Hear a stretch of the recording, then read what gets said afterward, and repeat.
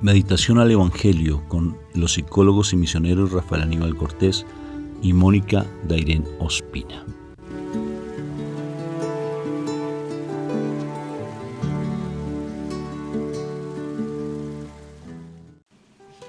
Bendito y alabado sea nuestro Padre Dios del cielo. ¿Por qué le damos gracias hoy a nuestro Padre Dios del cielo, mi amor? Por un día más de seguir creciendo en el amor de Él. ¡Qué precioso! Todos los días son una oportunidad que Él nos da. ¿Es una oportunidad o no es una oportunidad? ¿Lo es o no lo es? Claro que lo es. Una oportunidad para poder estar en su amor, para poder crecer en su misericordia. A pesar de lo infieles que podamos ser, a pesar de que sigamos sacándole lágrimas a nuestra Madre María, a nuestro Jesús de Nazaret, pero porque le sacamos todavía lágrimas. ¿Sí sabían ustedes que todavía nuestro Señor llora? Y nuestra Madre María llora por esa indiferencia y nuestras rebeldías. Pero también hay algo bien bonito. Si tú lees a Sofonías, en Sofonías, que son 3 o 4 hojitas, vas a encontrar cómo nuestro Padre Dios baila con nosotros, canta con nosotros. Dice que nuestro Padre Dios canta con nosotros. Eso es una espectacularidad, ¿verdad? Amén. Oye, esa es la palabra espectacular, la tengo como en varios idiomas. Sí. En varios formatos, porque todo es espectacular. Bendito sea mi Dios. Vamos a empezar entonces para que este día sea espectacularmente bendecido en Cristo Jesús. Vamos a invocar la Santísima Trinidad y saber que no hacemos parte de este reino, sino que hacemos parte del reino celestial y que necesitamos como tal nutrirnos con el alimento verdadero que es su santa y hermosa palabra, porque ese es nuestro alimento. Entonces vamos a invocar la Santísima Trinidad. Despacio, por favor. Por la señal de la Santa Cruz de nuestros enemigos, líbranos, Señor, Dios nuestro. En el nombre del Padre, del Hijo y del Espíritu Santo, y el pueblo de Dios dice, amén. Papá, gracias porque todos los días son una oportunidad hermosa de poder estar en tu presencia amorosa. No hacemos parte de este mundo, Padre. Yo no hago parte de este mundo, y el mundo siempre me quiere agobiar porque hay unas tendencias pecaminosas en nosotros, como dice Primera de Juan, cuando nos dice que te llamaríamos mentirosos si no reconocemos que somos pecadores, y todos los días pecamos con nuestra actitud para juzgar, con la mirada, juzgamos con nuestro pensamiento, juzgamos porque a veces deseamos ser ambiciosos, y también en tu palabra dice que nos cuidemos de cualquier tipo de ambición, y a veces caemos en esa ambición de querer siempre tener ese egoísmo hacia el que nos busquen, que nos reconozcan, egoísmo a querer siempre estar por encima de los demás, egoísmo para no ser misericordiosos, sino siempre, como dice esa frase humana, Padre, primero yo, segundo yo y lo que me sobre para mí.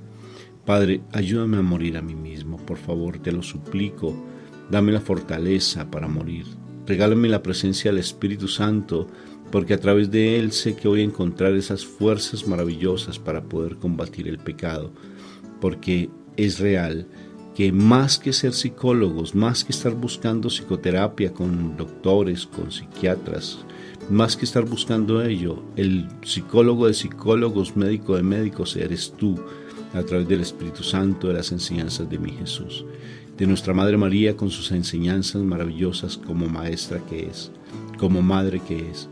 Allí es donde uno encuentra realmente esa solución a tantos problemas que encontramos, pero no sabemos estar sumergidos en tu presencia.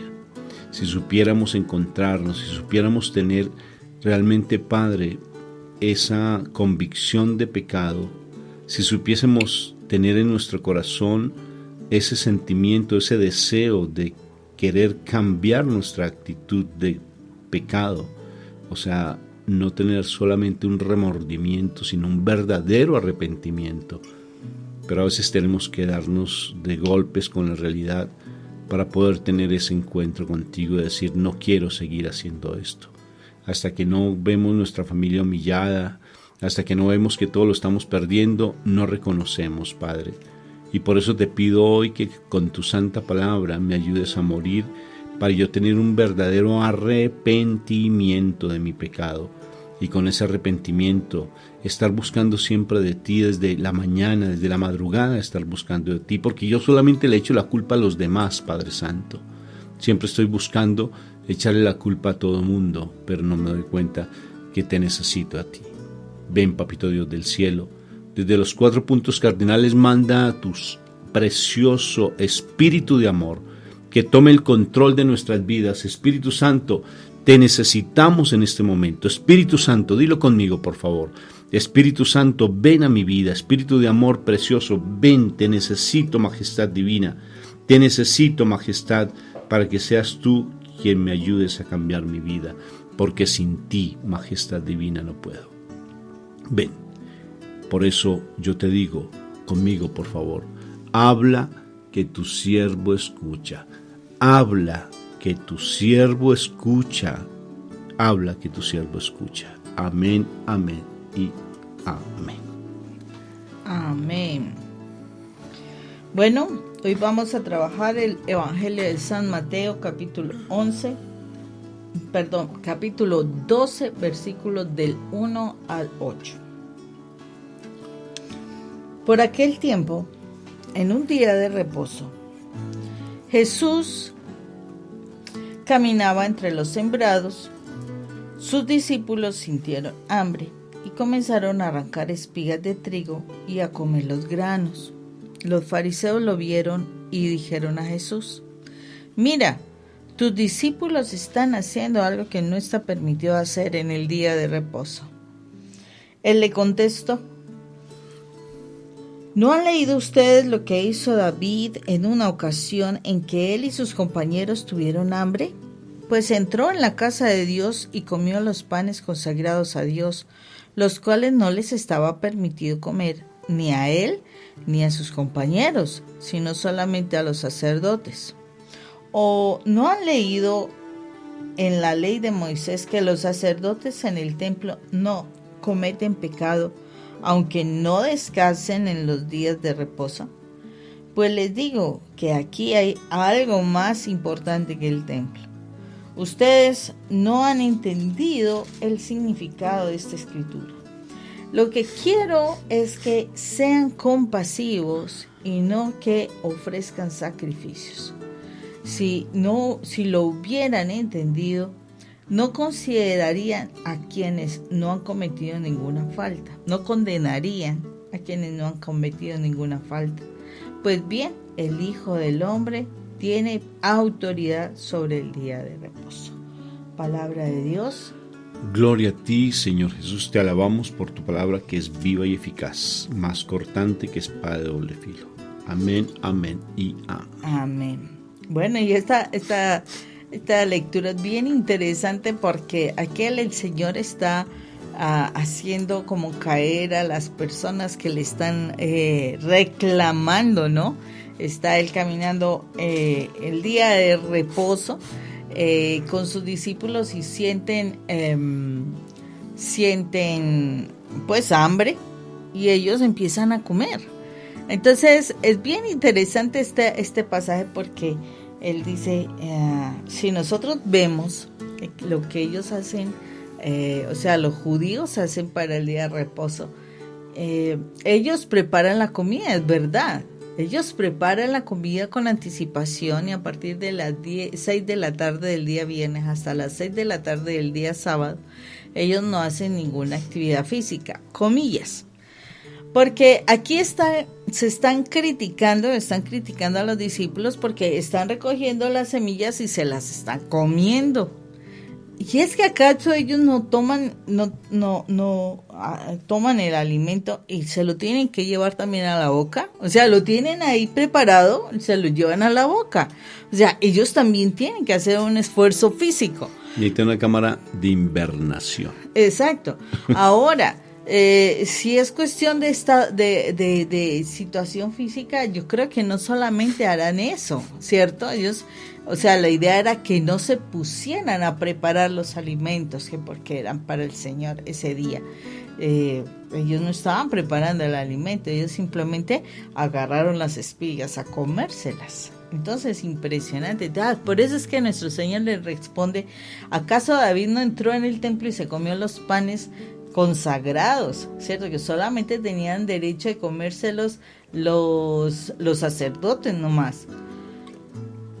Y además de eso, dice, ¿o es que acaso los sacerdotes en el templo los sábados no están oficiando? ¿Cierto? ¿No están oficiando el sábado? ¿Acaso eso no es, o sea, eso es trabajo y no los consideran pecado? Entonces, dice el Señor, o sea, ¿qué está sucediendo? Realmente a mí no me interesa tanto el que hagan, o sea, como que se cumplan unas determinadas cosas, como que sean como estrictos, ¿no? El Señor quiere compasión, Él quiere misericordia. Él quiere misericordia en vez de sacrificios. Y entonces uno se puede poner a investigar qué son esas dos palabras. Son dos cosas totalmente contrarias o diferentes. ¿Por qué? Porque la misericordia habla de uno tener compasión de alguien que está en desventaja, que de pronto no tiene posibilidades, que tenga como que del corazón salga ese deseo de ayudar al que necesitado, ¿no? Entonces necesitamos nosotros también ser conscientes de que el Señor está pidiendo el afecto, el amor hacia los demás, la ayuda hacia los demás, ¿sí? Entonces es importantísimo esto, porque es tener un corazón solidario por el otro, ¿sí? Y a diferencia de lo que es el sacrificio, o aquí lo habla como,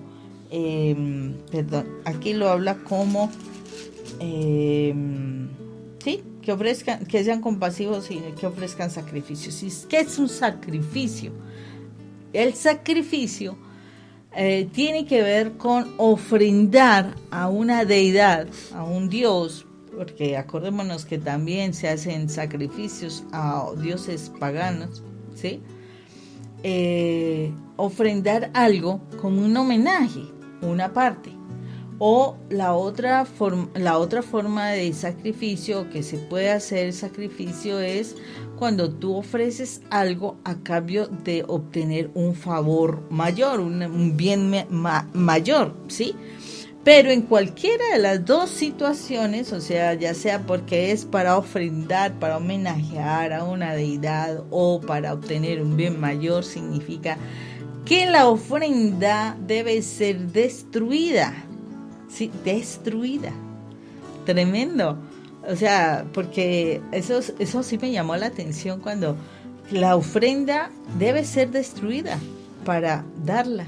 Sí, o sea, debes morir a esa situación, debes destruir eso que estás ofrendando, o sea, ya debes renunciar a eso, porque ya va a pasar a otro ser.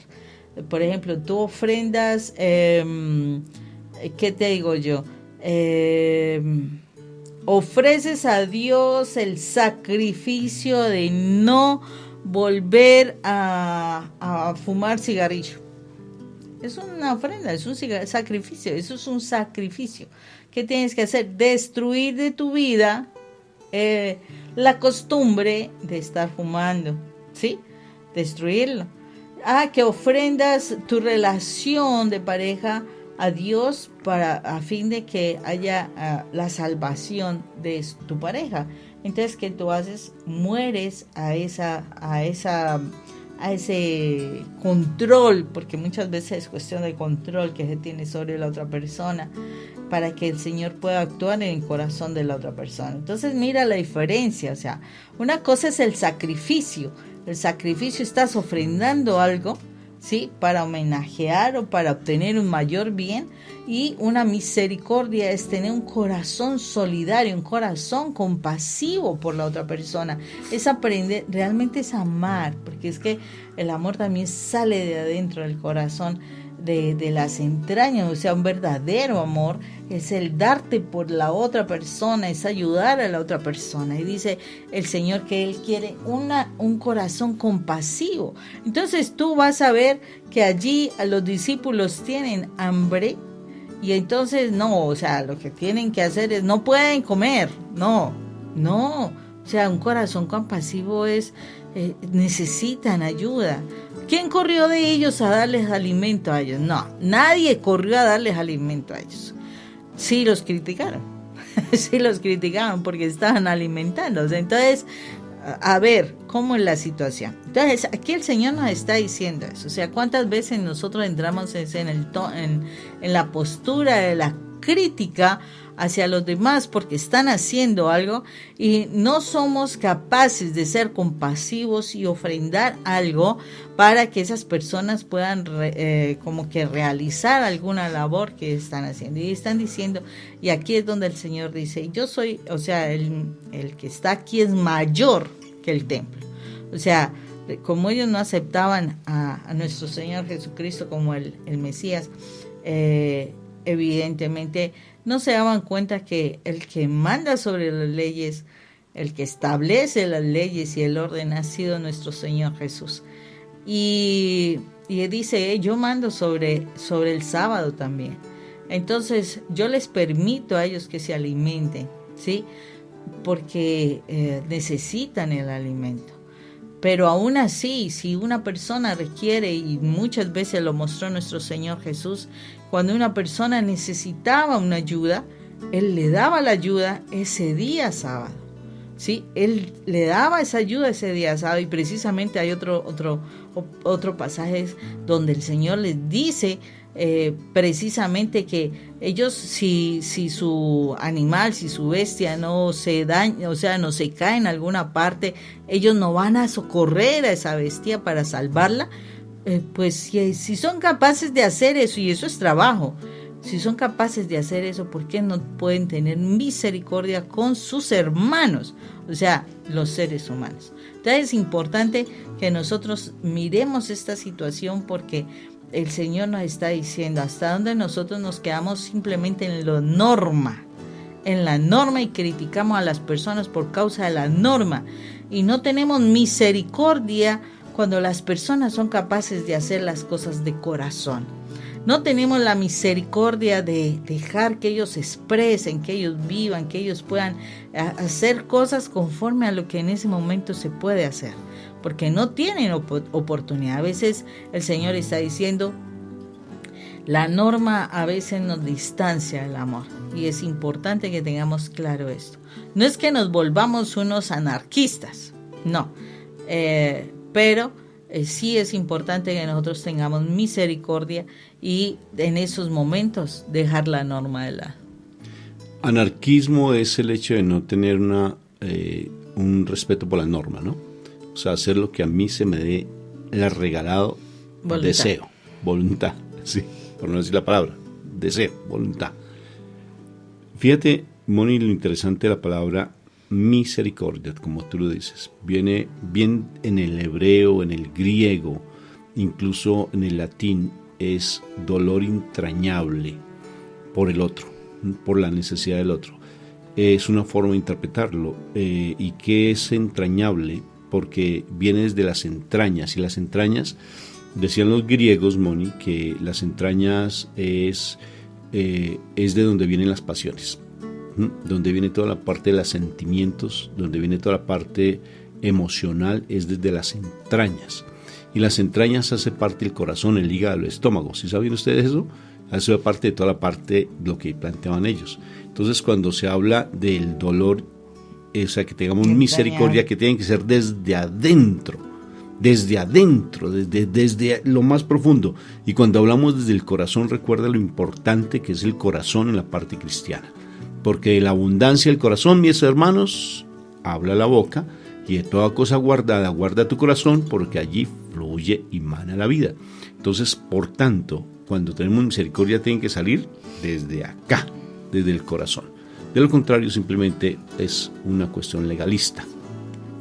Me llama tanto la atención cómo cuando el Señor se refiere en el momento en que lo critican porque están los discípulos tomando granos de trigo, espigas de trigo para comer un sabbat, que es día de reposo, que lo instauró el mismo Señor. Y él mismo es el que puso las normas. Entonces, como él puso las normas, él es el dueño del letrero. Y como es el dueño del letrero, pues él tiene, como en algún momento habla en su palabra, dice, a mí me plació hacerlo. Sí, o sea, en últimas, a mí se me dio el regalado deseo de hacerlo. ¿Sí? De hacerlo. ¿Por qué? Porque yo soy el dueño del letrero. Y yo soy el sábado. El sábado fue hecho por mí. ¿Sí? Entonces es bien interesante porque él, siendo el creador de todo, nosotros somos tan imprudentes, somos tan osados de cuestionarle a él, que es el creador de las cosas, cuestionarle por lo que él hace. Es impresionante. Por ejemplo, cuando uno habla con un constructor de carros, por ejemplo Enzo Ferrari, vamos a hablarlo de Enzo Ferrari, que fabricó, ¿cuál carro? El Ferrari, no difícil, ¿no? O Henry Ford, ¿cuál construyó? Ford. El Ford, ¿sí? Entonces yo le voy con su modelo T Henry Ford, entonces le voy a decir, no, es que así no se hace, es que se debe hacer de otra manera. Cuando él fue el que lo construyó, cuando él con sus ingenieros diseñaron pues toda la parte de los planos para hacer su modelo T, que es súper hermoso, ¿sí? Tan hermoso ver ese carro. Entonces, y tuvimos la fortuna de poderlo ver, ¿no es cierto? Entonces, ¿qué sucede? Que yo cómo voy a decirle al dueño del letrero, al dueño de la fórmula, al dueño del que la hace, cómo se deben hacer las cosas. Dice un dicho popular, es que usted le va a enseñar a sus hijos sus hijos le va a enseñar a ser papás, sí. Bueno, y es que literal, los hijos de verdad sí los enseñan a ser papás porque bendito sea mi Dios. Entonces uno no puede, y dice incluso la palabra que uno no puede superar al maestro. Uno no puede ser más que el maestro y más que el amo, no puede serlo, o más que el patrón, uno no puede serlo. Entonces uno tiene que tener un límite.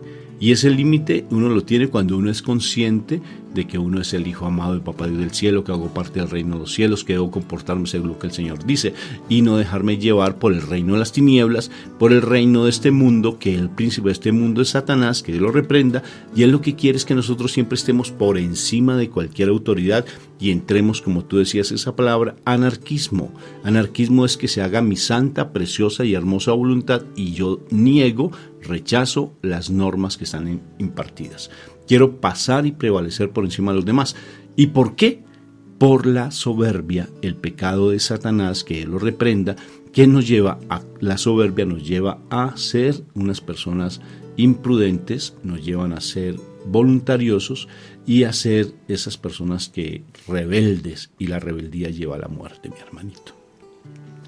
Uno piensa que la muerte física esa es la primera muerte. Eso no tiene nada que ver porque en última nosotros somos inmortales, mi hermano. Tú eres inmortal, ¿sí? Porque o vas para el infierno o vamos para el cielo. Somos inmortales, o en el infierno o en el cielo. Entonces esa segunda muerte es la que debemos temer, que es la que nos lleva al infierno. La que mata el alma. Entonces, es importante que nosotros tengamos presente que cuando estamos sumergidos en la presencia de Dios, la ley humana no nos domina. Cuando estamos sumergidos en Él, eso lo dice inclusive Romanos capítulo 7, que duramos mucho tiempo con Mónica estudiándolo y no lo entendíamos hasta que nos fuimos a Génesis. En Romanos capítulo 7 dice Pablo que la ley es para el pecador. Y entonces hay una ley que dice que no se puede trabajar el día sábado porque hay que respetar el sábado, pero como nos volvimos tan legalistas, entonces ya nos volvemos como si fuese una cadena, una tortura, como si fuese un yugo. Esa ley, ¿sí? Es un principio de vida. Esa ley es para nosotros estar sumergidos en la presencia de Dios y ser misericordiosos ese día sábado. Ese día sábado implica estar sumergido en la presencia de Dios, o sea que tenemos que estar compasivos con los demás. ser misericordiosos con los otros, no simplemente quedarnos en la hamaca ya esperando que me traigan las uvas y que me echen el vientecito, sí, y que yo me relaje plenamente y que empiece a hacer una cantidad de cosas. Mira, eso ya es legalismo. Cuando uno dice vamos a trascender el sábado, vamos a respetar el sábado, es entrar en oración, estar en lectura de la palabra, es estar siendo misericordiosos, hacer obras de misericordia, esas obras maravillosas de la misericordia que nos plantea nuestra Santa Madre Iglesia, ¿sí? Las 7 obras de misericordia, no solamente la Iglesia, nos lo plantea la Biblia, ¿sí? Entonces, ¿qué implica? Que ese día de reposo es para dárselo y entregárselo al Señor. No dejar de hacer las obras que cotidianamente hacemos. A ver, ponte a pensar tú si manejas un carro de transporte urbano y tienes que, si tú no manejas el carro, ¿cómo se van las personas a movilizar las fábricas? ¿Cómo hacen las personas para preparar, por ejemplo, hay entidades que es en fábricas que necesitan trabajar día y noche y no se pueden detener? Las hidroeléctricas, por ejemplo. Las fundiciones no se pueden detener porque son hornos que están encendidos 24 horas al día. ¿Cómo lo van a hacer? Entonces, no, es que yo respeto el sábado. Pues respétalo desde la parte espiritual, mi hermano. O sea, ese día vas a estar muy pendiente de tu crecimiento espiritual, vas a estar pendiente de dar misericordia a los demás. Eso por un lado. Impresionante, lo que a mí me impresiona, Moni, es que dice, ellos están conmigo. Y el sábado ya trasciende porque yo soy el sábado. Y yo soy el sábado. Y si tú estás conmigo, la ley sobrepasa cualquier entendimiento, pasa a un plano netamente espiritual. Ya ellos están sumergidos en mi presencia. Y cuando estoy sumergido en mi presencia, mira, uno vive una plenitud espectacular en el Señor. Por eso cuando uno quiere cambiar y tiene un vicio y tiene una actitud que hace daño a los demás, cuando uno tiene un pecado oculto y no ha sabido cómo enfrentarlo, cuando uno está que sufre porque anda pendiente del amor hacia los demás, mendigando amor, 2 fórmulas, una fórmula espectacularmente que trasciende cualquier religión, mi hermano.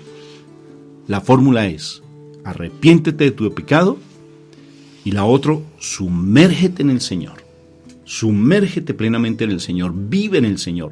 Vas a dejar de estar tomando esas pastillas que tienes una colección de pastillas de diferentes colores, parece un arco iris tu mesita de noche o tu buró, como le dicen en otros países.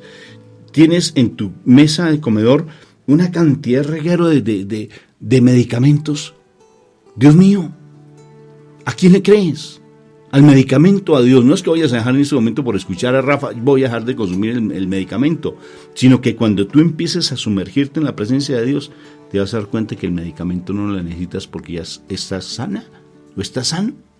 Cuando tú te sumerges y estás arrepentido de tu pecado, de lo que traes atrás, de ese resentimiento que cargas, cuando tú te arrepientes, arrepentimiento es diferente del remordimiento, no es el tema ahora, búscalo cuál es la diferencia entre el arrepentimiento y remordimiento. Estoy hablando del arrepentimiento desde las entrañas, dolor entrañable, que yo me sienta realmente conmovido por lo que me está pasando en mi vida. Por eso te sugiero que escuches a Catalina Emmerich en el Huerto de los Olivos, Jesús en el Huerto de los Olivos, Ana Catalina, escúchalo, pero haz que ese momento te dé convicción de pecado y te dé ese momento de arrepentimiento, y después del arrepentimiento sumérgete en la presencia de Dios.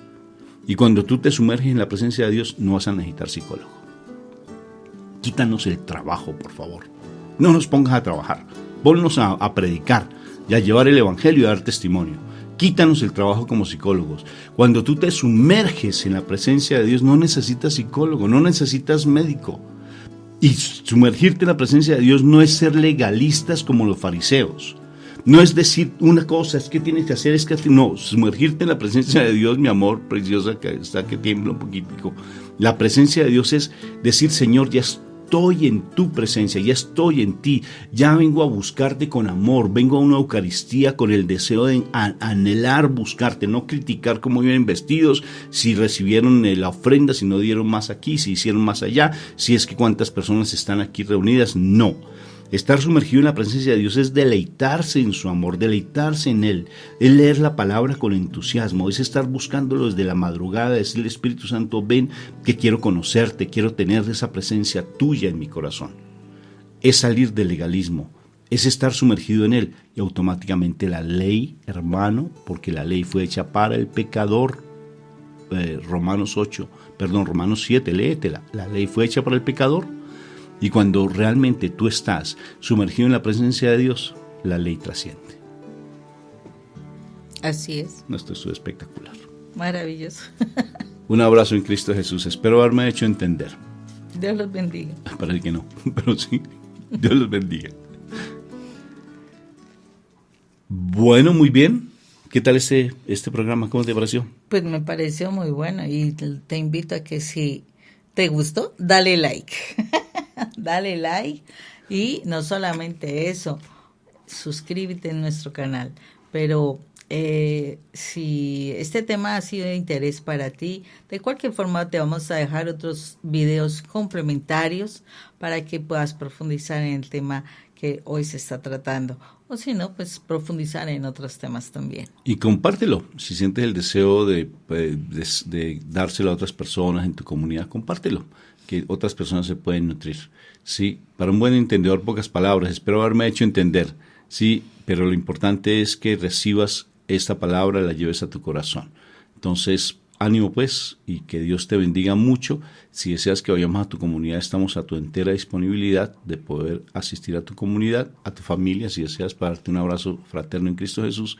Y si puedes colaborarnos económicamente, pues sería para nosotros de gran ayuda, porque dependemos de la misericordia también tuya. Hoy se habla de misericordia desde el corazón. Un abrazo fraterno en Cristo Jesús. Dios te bendiga. Chao.